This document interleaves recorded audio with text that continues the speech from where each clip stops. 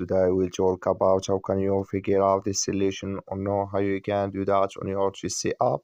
So you just follow these ways, then it's going to work with you. All you have to do, you just go down here, you click here on profile down here, you just click on it.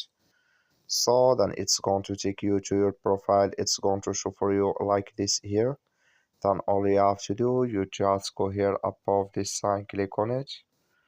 So then it's going to show for you a list like this here. Click here on dietary restrictions here, you just click on it.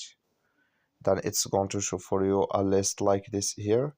So then here can you select here your dietary restriction in this list. If you want to add vegetarian or no, then you click here on done. So then it's going to add video automatically on your GC app. So that's all you have to do. That's all. I wish you a great thank you for watching.